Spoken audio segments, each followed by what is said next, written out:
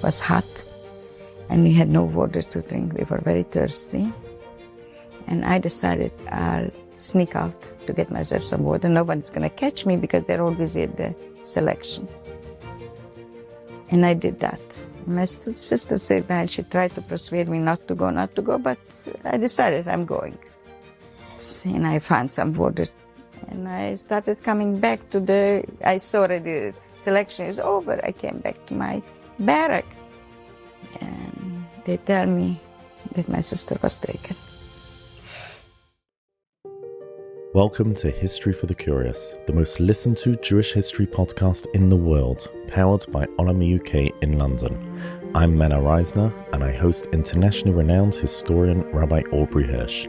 Join hundreds of thousands of curious listeners as we travel through 2,000 years of Jewish history, through triumph and tragedy, exile and survival, faith and resilience, uncovering the people, events and turning points that created the Jewish journey and continue to shape us into who we are today.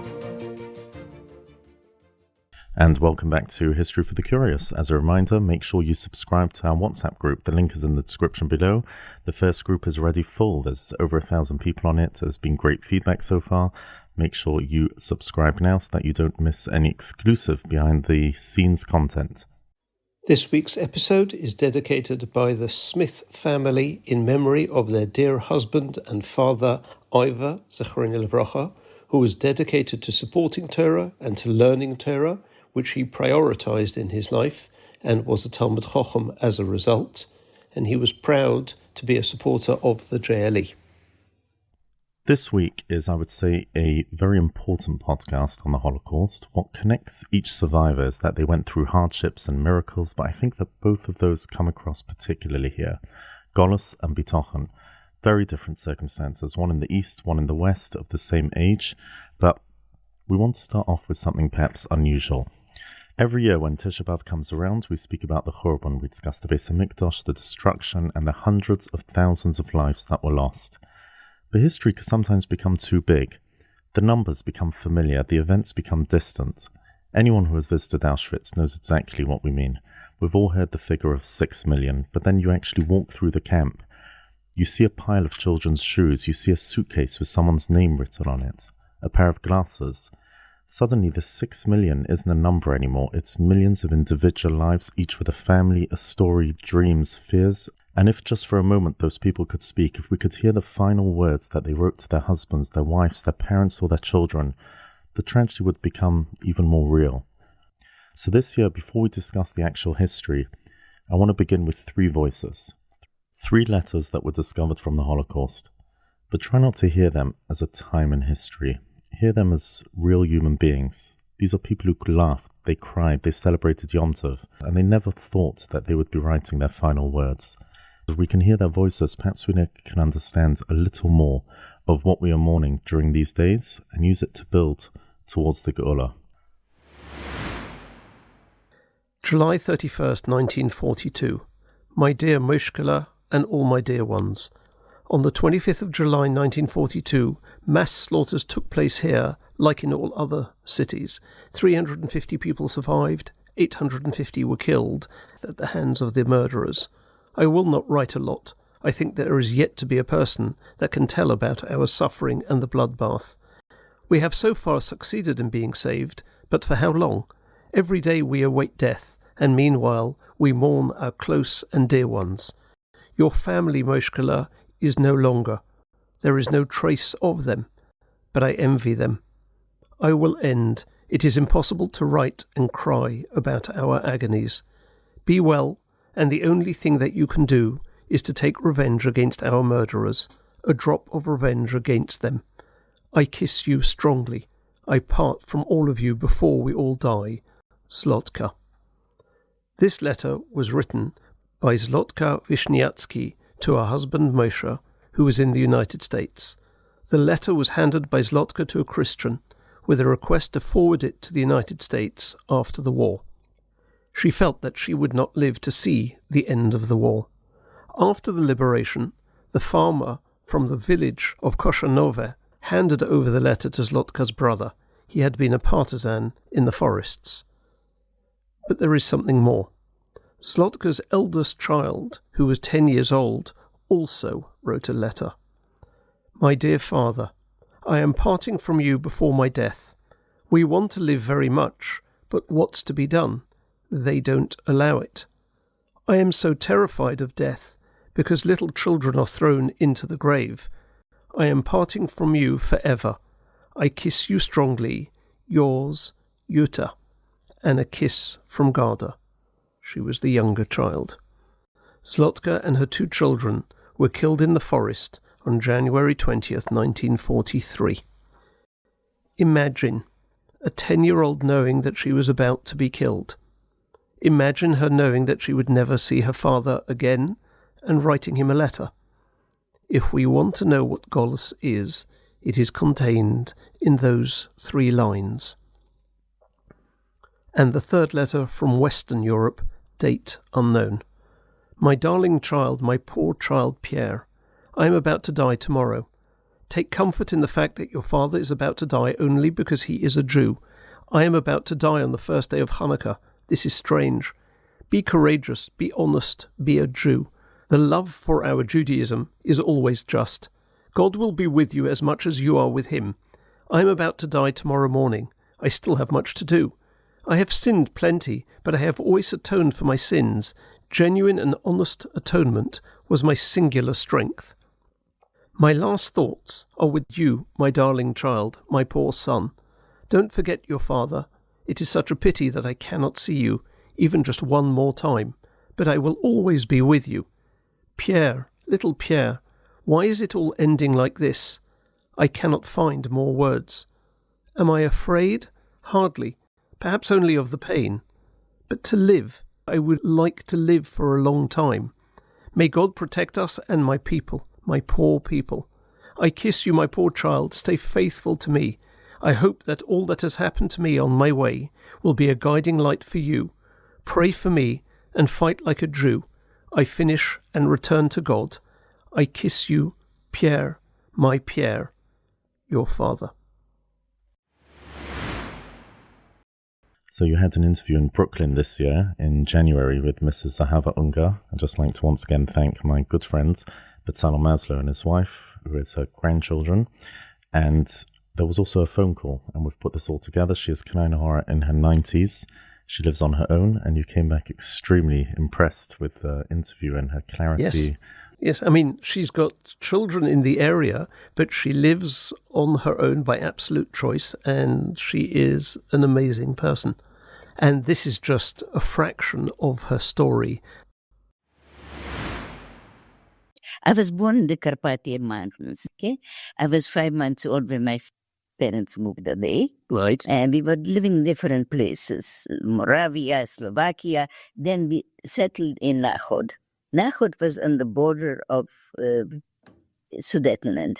It means you were occupied by the Nazis already very early on, in late 1938. And then did they ask you did you have to register as Jews? No Tisha B'Av can compare to it. How frightened we were. We had to go to the Gestapo.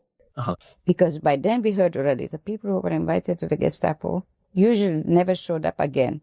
Right. But when we came to Gestapo, they gave us 2 weeks. Either we leave on our own accord, or they're going to take care of us. Did you speak at home? Czech.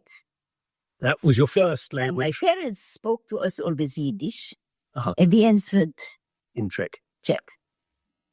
And did your parents explain to you at all what was going on, or did you just instinctively understand? We instantly understood. So after you went to the Gestapo, obviously you had to move back to the Carpathians, but this time you come as refugees. It didn't last too long. They started taking my father to working camp. So my father was taken away. Last time I saw my father was 1942. And did you have any word from your father? No, I was daydreaming for many years that maybe I'll find him. His dream was to get somehow to Israel. Always, that was the dream. And that dream kept me alive. Believe me, that dream kept me alive through and through. Wow. Because I always said, somehow I'll survive, I'll get to Israel. Right. So at this stage, they're still not in a ghetto? No. And most of the family are there, living together, and they have no way to foresee the terrible events that are about to happen. Yes, because where they are, while it is difficult, it almost conforms to what you expect the Nazi occupation to be like. They will take people to slave labour, they will terrorise the Jews, but there's no way, even in your worst nightmares, to imagine the future if you're in 1941. And it would last for 3 years. Yes, and they will see brutality, and it wasn't easy. I mean, she told me her father worked any job he could possibly get, selling from house to house, but he was afraid because he didn't have a permit. So she used to carry the stuff, and he was walking behind her, because hopefully they weren't going to stop a child.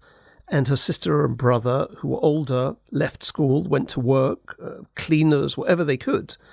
And in 1943, it was in fact Dafka on Tisha B'Av, they rounded up anyone they found without papers, and they were driven into the Dnieper River. But because they didn't see it and it happened far away, they still felt a relative sense of safety within Hungary. And when it eventually did happen, the speed was such that nothing could be done, as we spoke about last week. So the Nazis took over in Hungary in March 44, and I presume that shortly after, therefore, you're taken to the Ghetto and from there to Auschwitz? It was in April, 26th, 27th or 28th of April. I don't exactly remember the date, but that was about the time when we were taken. Just had to leave everything else what we had and move there. And of course, there was in the ghetto, there was nothing. No food was served. No food were we able to buy. We slept there among these boards of wood, among the lumber. We were there for about a month. And they marched us towards the train. And Hungarian gendarmes were the ones who guarded us with guns, rifles, and they beat up anybody who could. At one point, one child got lost from his family. And my mother found him and she gave him a hand to lead him with us. And a gendarme, one of these Hungarian gendarmes, with a rifle butt hit my mother so severely. We arrived in Auschwitz. When they opened the doors, and the Germans told us, leave everything behind, whatever your belongings, leave it behind. We're going to bring it to you later. So we came off the carts and made us stand in line. And they started showing us which way to go. And when he showed me to go to one side, my sister and my mother to the other with my brothers, I didn't even say goodbye to her. Because they told us on Sundays you're going to be seeing each other. I just waved and went to the other side. How did you survive the selection at Auschwitz when no one else in the family except for your sister did?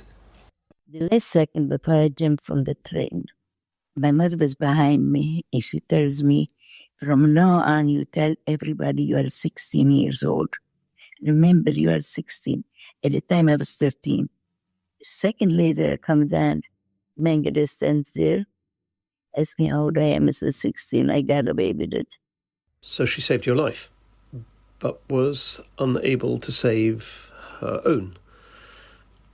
And then presumably you are moved into one of the barracks in Auschwitz-Birkenau. There were many, many barracks. I believe I was in 21, number 21. In the middle was like a long, long oven made out of brick. Because that oven was never lit for warmth, but it was built there in the middle. On the two sides were like bunk beds made out of wood. On each such bunk bed, we were lying 6. And we were taken out daily, twice, for zeelappen. They continuously counted us. Nobody should disappear. Only God knows where we could have disappeared because there were barbed electric wires all around. No one was able to run away. We used to see each morning some people hanging on the wires. We have decided with my sister, she always said, I'm stronger, I'm bigger. Wherever they take me, you try to follow me. Doesn't matter if we're going to live or not, as long as we are together. That was our aim, just to be together.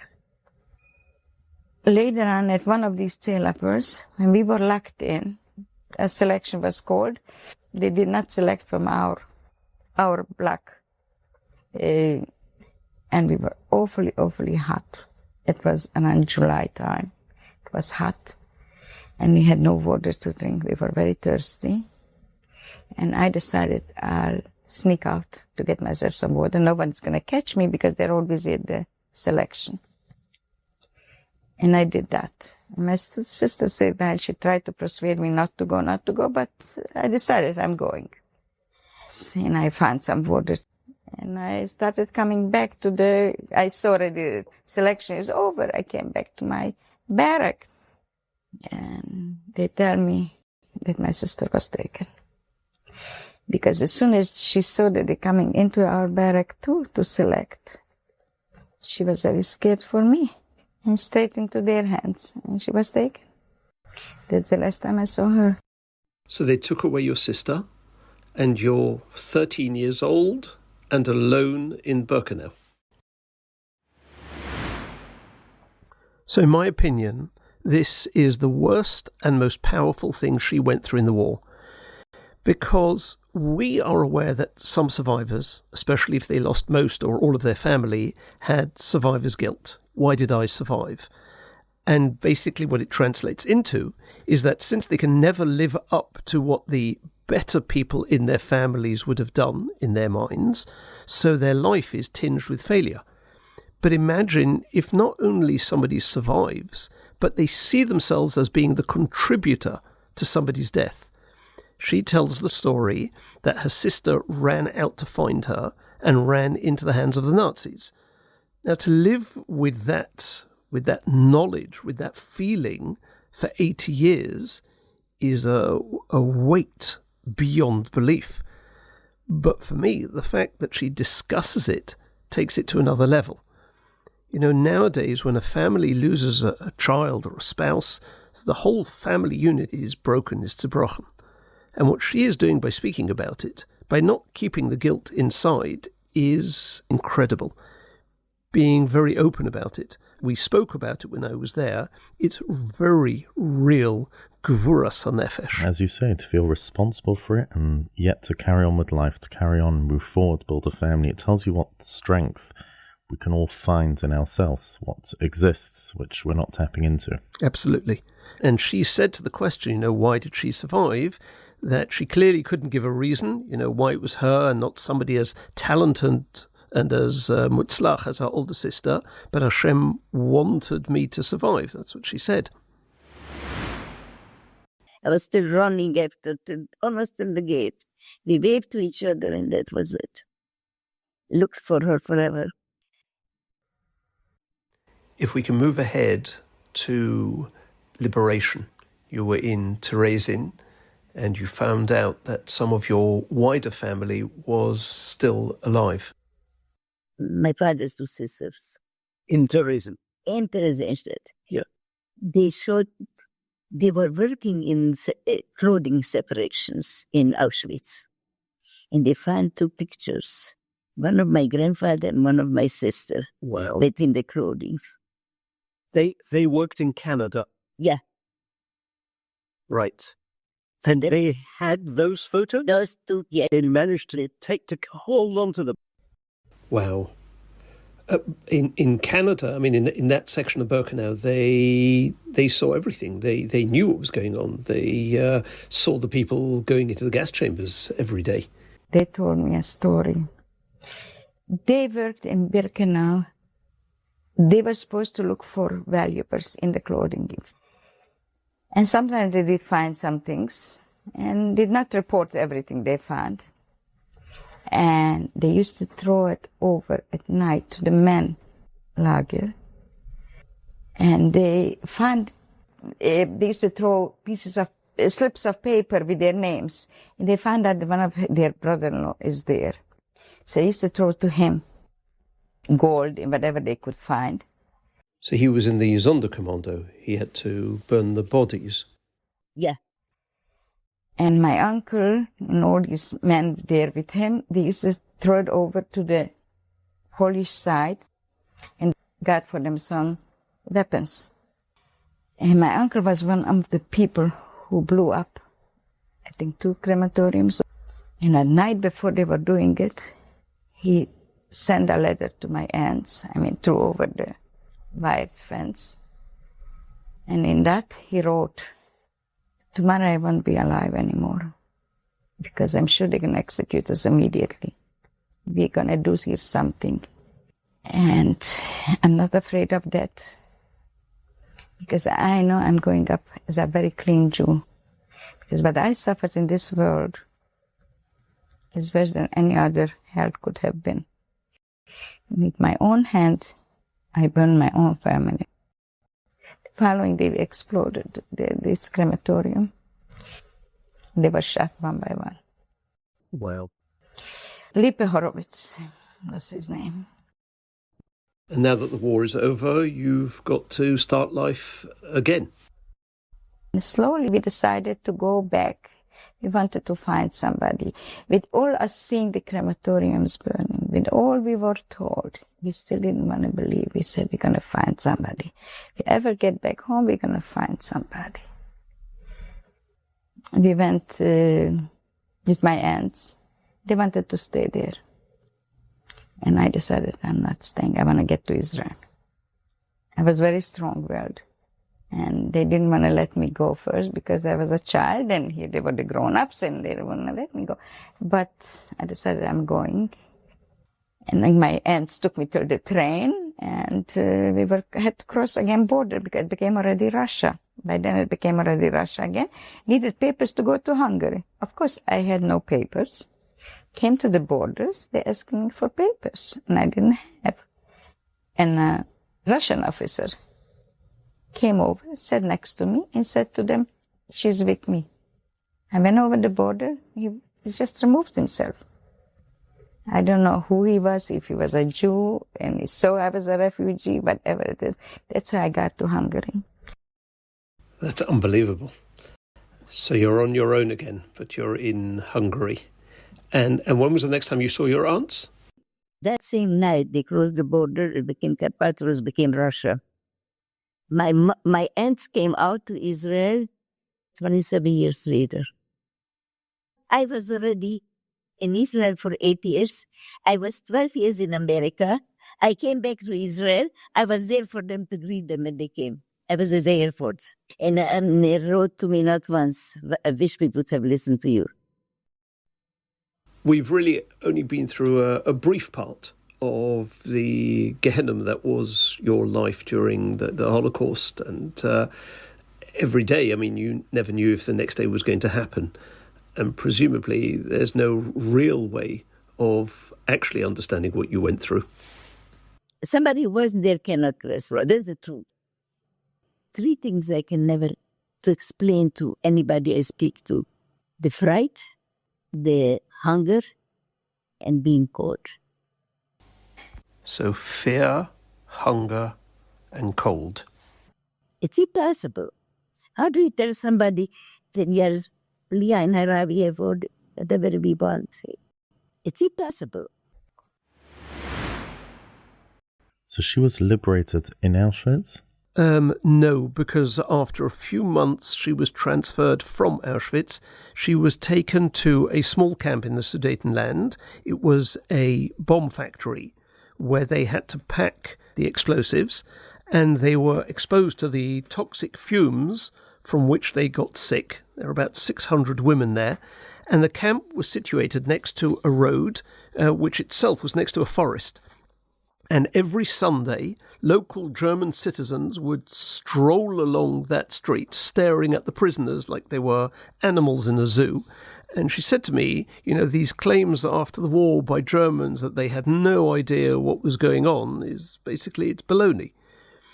And next to that camp, next to where the Jewish prisoners were, was a prisoner of war camp for Serbian prisoners. And they were actually very good to the Jewish women prisoners.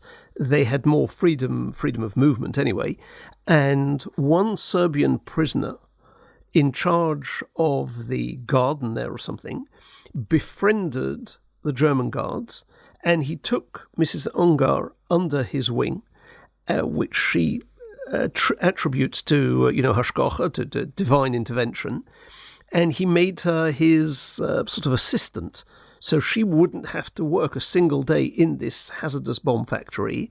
And what she had to do was not hard labour, although there were exceptions, because on one occasion the prisoners had to dig earth and fill a wheelbarrow. The earth was frozen, it was impossible work. The supervisor was a vicious female Nazi guard who beat them and forced them to work without stopping. And at one point she was so exhausted, it was beyond the point of caring, and she just threw down her tools. If I die, I die. And in an absolutely inexplicable turn of events, the Nazi guard picked up the shovel and finished digging herself, which just, defies any rational explanation. Although she did say that in contrast, some of the German guards were sort of almost kind. One of them would tell the prisoners to rest when no one was looking. And then she said to me that when she was this slave labourer there, she promised herself that if she ever gained her freedom, she would go back and walk on that road. And after the war, she did just that. She went back to visit the site of the camp. Now, the camp itself had been demolished, but she walked on that road, and during this visit, she ran into that kind German guard. Wow. And what are the chances? And I said to her, did you speak to her? And she said, yeah, I spoke to her. I mean, the hashgacha that she went through in various points, it's beyond belief. And she also told me of other things. She once carried soup in Birkenau to the prisoners, this heavy bowl, these heavy pots of soup, so that she could get another bowl as, so to speak, a reward. And she wanted to give it to her sister. But when she was given that bowl, a Polish prisoner attacked her and gave her a beating with a heavy stick. And years later, when she was already in America, a doctor told her that her lungs were black from that beating. But the amazing thing is that she has children, grandchildren, great-grandchildren who are all maminim, shemrei Torah, and it's all from this one person. Right. I think that keeps with the theme. It's the individuals that went through the Holocaust. And it's not the mass numbers that we all know. This is just one person's story with all the angles and all the hashgacha in it.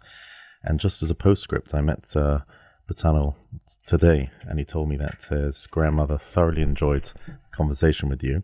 She's told her story many times, but she found it particularly refreshing to speak to someone who knew so much already that she didn't have to educate you on all the facts prior. So it was...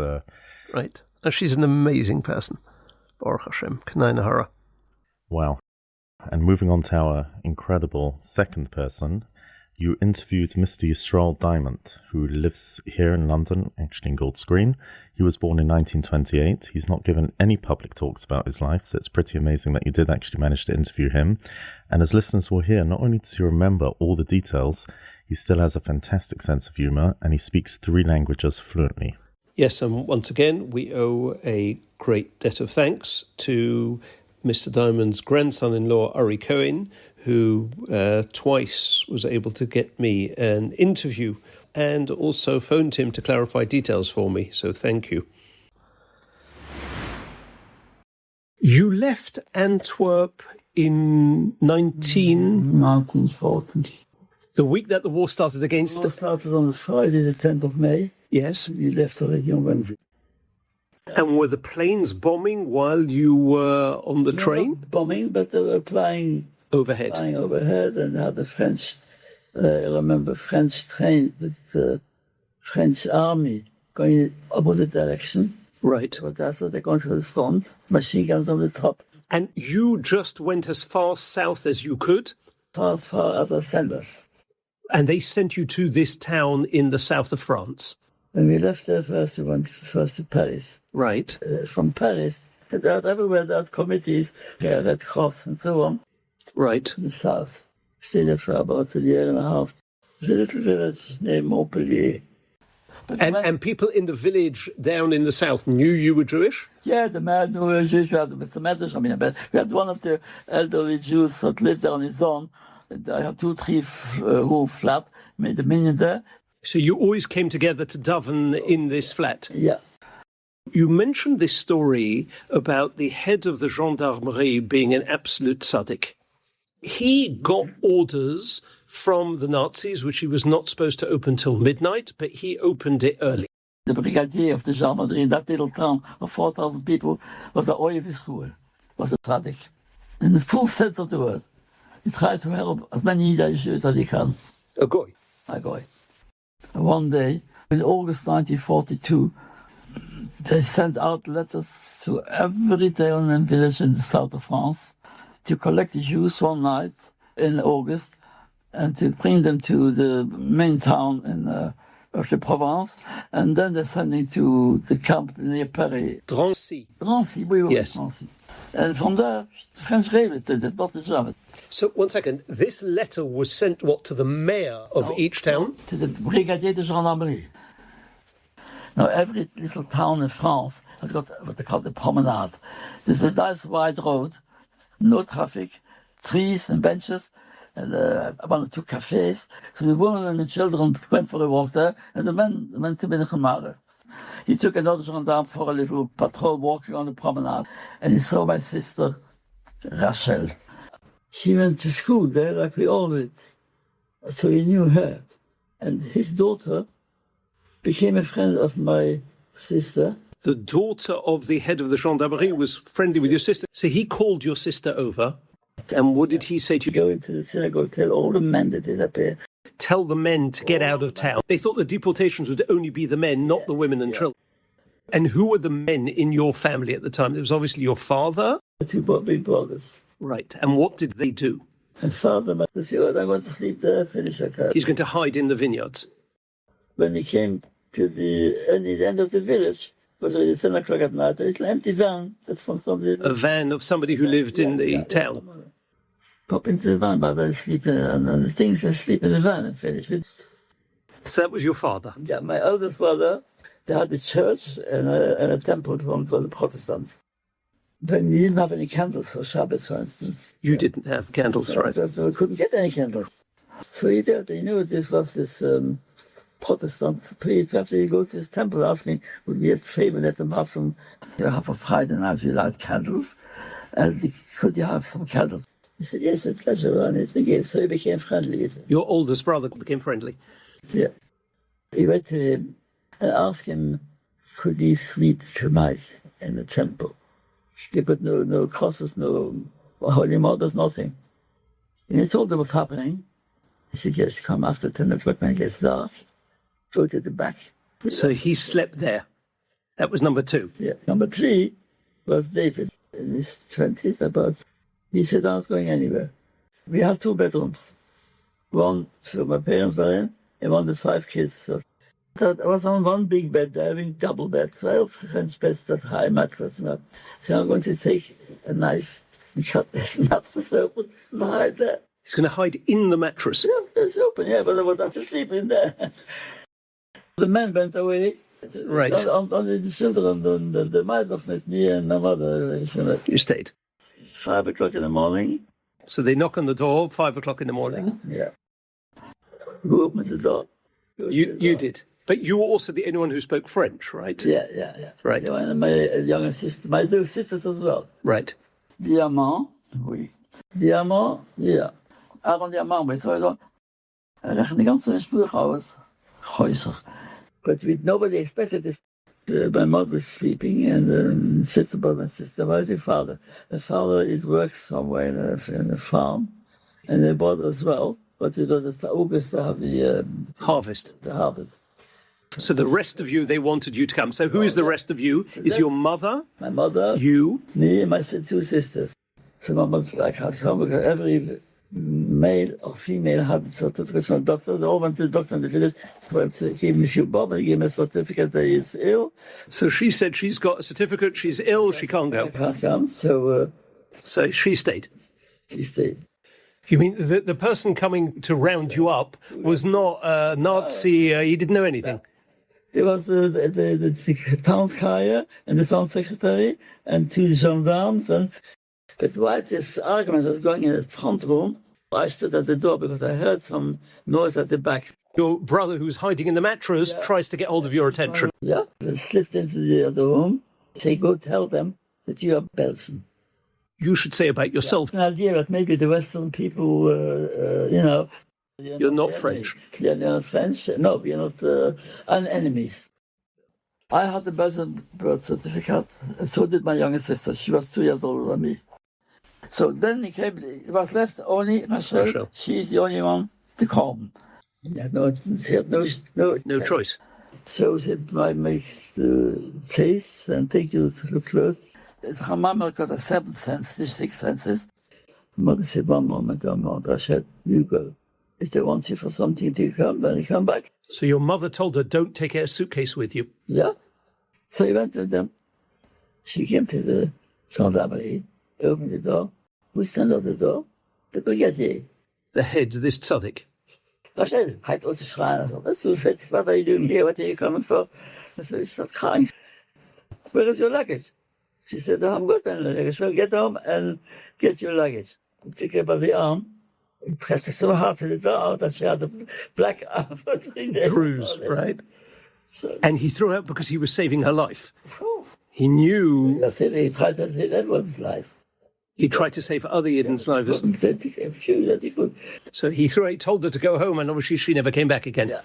Wow. Well, for 1 second, they never came back the next day to look for your father? It was just that one day? That night, if they come by, if they're not there, it wasn't their business. They have to bring what they need. They come back. And other Yidden in the village? Als zag zijn veröffentlichingen Rapporten gehabt. Ik was de Englische, Duitse bespraker, Feldman. Very frame. And they had a few children. And of course, he with his oldest son fled. The rest of them, Shmocha, they took. Yes. And they never made it. No. I mean, we are discussing this almost casually 85 years later. But if it wouldn't have been for the head of the police and for the quick thinking of your mother and your brother, you would have all been taken to Auschwitz. Yeah. It's the first thing. You stayed in that village still, or then you realized you... After that, the German gave orders that they don't want any Jews, any refugees, any foreigners in the south of France. That's when... When the Germans occupied the whole thing. Yes. So we didn't know where to go. Where shall we go? I had no idea. So my brother went to the pastor. Could you give us an address of somebody who, perhaps, a friend of yours, and hide there? Yes, go to this village in central France, and let them know that you're coming if we can help you. So this Protestant priest is the one who gave you the advice and who saved your life? Again, for a friend of his. And that's how you got to this other village? There was no water. The water was outside the pump in the street. Luckily enough, that pump was outside our house.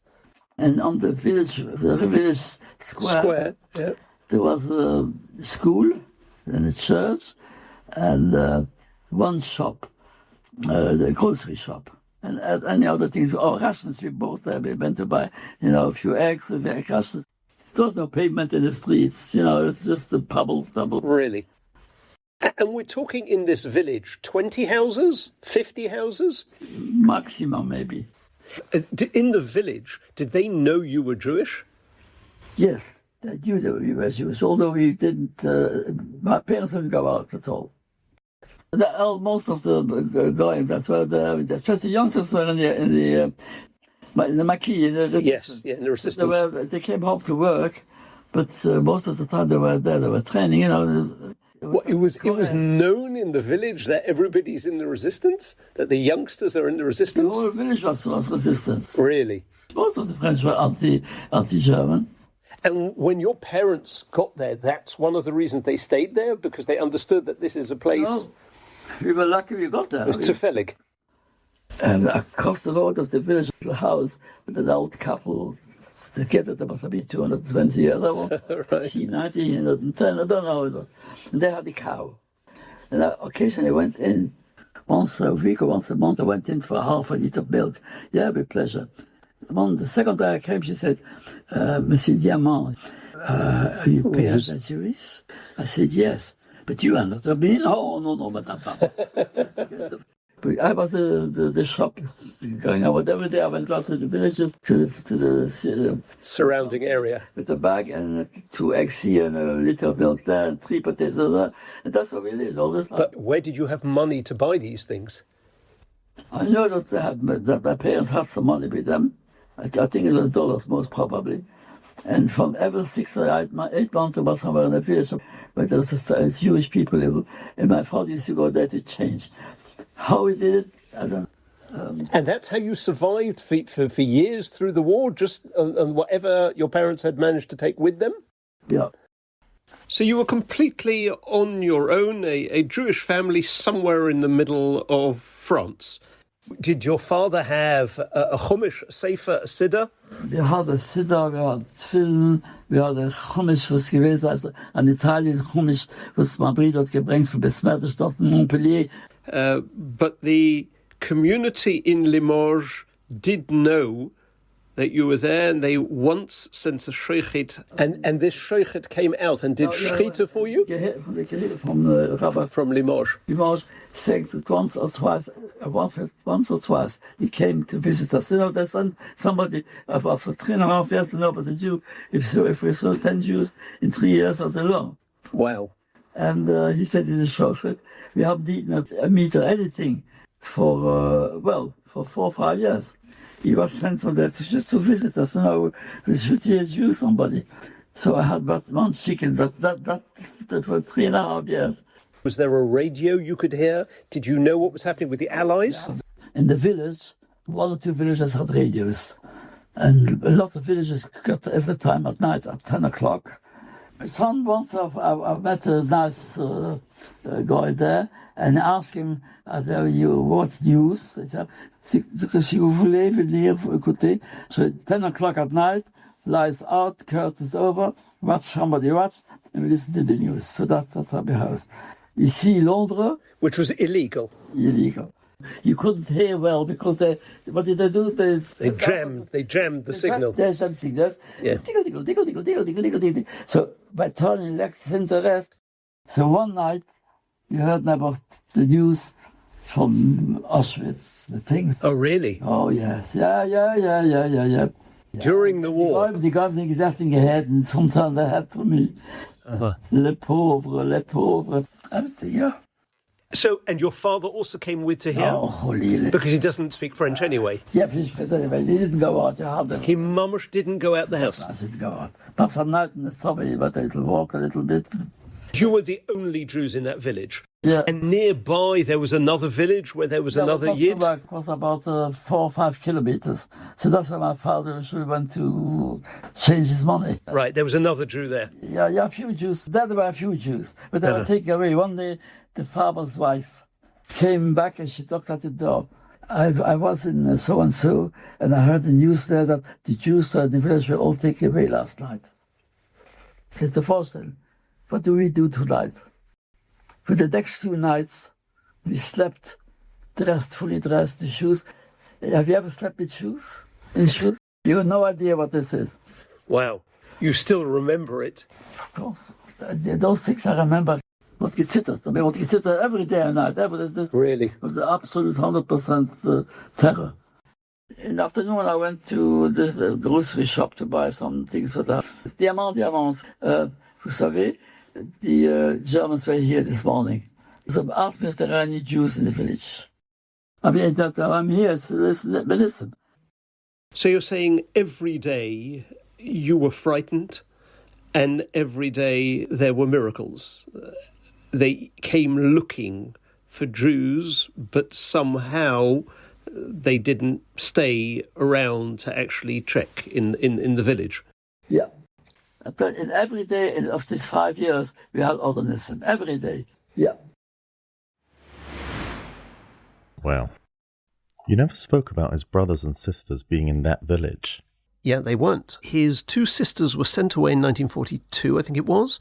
A Jewish resistance movement gave them false ID, false papers, and they posed as non-Jews, each in a different place. His eldest sister, Rachel, worked as a maid for a doctor, and his sister, Sarah, was taken in by an old lady and, in fact, went to school while she was there. No one knew they were Jewish, including their hosts, and for 3 years, they never saw each other or their parents. In fact, during those entire 3 years, there was only once that a message was sent that they're okay, which for the parents must have been unbelievably difficult. His eldest brother was on the move during the entire 3 years, and tragically his brother David, who'd hidden in the mattress, was deported and sent to Majdanek and was killed. Now, there is one lesson from this account too that I feel is worth repeating. This is a survivor who spent the formative years of his youth, of his teens, between 13 and 16. He wasn't in a Jewish school or yeshiva. He never davened in a minyan. He never saw another Jew. And yet became a kover itim l'Torah every day, daven in a minyan 3 times a day, and once again has children, grandchildren, great-grandchildren, all Shema Torah mitzvahs. Just because he persevered. Yep. He'd been robbed of the natural opportunities in life, but he persevered. In fact, as soon as he was liberated, the family went to Limoges, which was the nearest large town, and he enrolled in the Psil, which was a sort of yeshiva there. And in fact, my uncle, Zichron Livracha, was also there. He then returned to Antwerp, and he moved to Golders Green in 1952 or 53. By the way, the interesting thing is that my mother, Alea Shalom, and her family were also in a village in France during the war. They would have been maybe 50 miles away from where he was, and they were also living from day to day. It's amazing that they were 50 miles away and their grandchildren are living around the corner from each other in Gold Screen. Yes. I think, by the way, he still drives, doesn't he? In his late 90s. Yeah, he could be. Definitely until recently he was driving, there's no question. I know. And finally, we close with an idea from Rabbi Yeshua Grunwald, who was the Rov and Av Bezdin in Chust before the war. Chust was transferred as the war started from Czechoslovakia to Hungarian rule. The Chuster Rov was deported to Auschwitz and then to Mauthausen. He went through 2 death marches, one to Linz and one to Ebensee. He was liberated by the Americans and discovered that one of his daughters had survived. And after the war, he went to Budapest, where he served as a dayan on a special court for agunos. You can imagine how many questions arose after the war on that topic.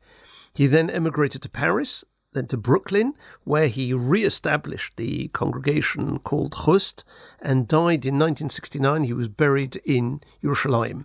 And he wrote memoirs, and they represent one of the most detailed and emotional testimonials about Hungarian Jewry, both in its glory and its destruction. And he records his memoirs in minute detail in order to convince the reader that the unbelievable did in fact take place, which was typical of Holocaust survivors recording their histories in the 50s and 60s, because they came to a world that simply couldn't fathom it in America, in Eretz Yisrael. And he writes, When we were expelled from our homes, I was forced to leave behind the Chidushei Torah and the halachic discussions that I had written. I have not been able to return there, though, through divine providence, an acquaintance of mine did return to our hometown. Rav Sholem, son of Rav Menachem, the Shreichet of our Kehillah, found a few isolated, torn, dirt-stained pages of my writings in a courtyard, a tiny remnant of what had once existed, and I feel duty-bound to publish these as a memorial to the dear departed souls of my family and Kehillah who were brutally murdered al Kiddush Hashem. Also, the vast majority of the people mentioned in my responsa were among the Kodashim who were cruelly put to death. Let my work be a memorial to my students, friends, and acquaintances, Hashem Yenokim Domom. And he writes in his memoirs that at one stage I heard people praying, Rabbeinu Shalom, take our lives so that we don't rebel at the suffering that we are going through. And he has an idea with which I want to close. There's a posuk in Chayei Sarah. Vayetze Yitzchak l'suach basada lifneis erev, vayisa enov, vayar vehine gemalim boim. Yitzchak went out to pray in the field towards evening. He lifted his eyes and he saw camels approaching. The Sfarim explain that Yitzchak went out to daven to pray for the Beis HaMikdash, which he called a field because in the future it would be like a field, Tzion Sodeh Techoresh. Towards evening refers to the exile, which resembles the evening, the darkness that comes when the sun sets. Yitzchak was unable to mitigate the suffering and troubles that the Yidden would go through prior to the coming of Mashiach. But he saw that all those who caused the Jews anguish would be repaid. God will bring retribution on the murderers, and he will reward all those who suffer and who are tormented, because torment cleanses a person of their sins, of their averis, which is hinted to in Chumash, in Parshas Tetzaveh. Pasuk tells us, V'hoya ha-mizbeach Kodesh Kodashim. The altar will be, Kodesh Kodashim will be utterly holy. Kolei nagea b'mizbeach yikdosh. Whatever touches the mizbeach, the altar, will be consecrated.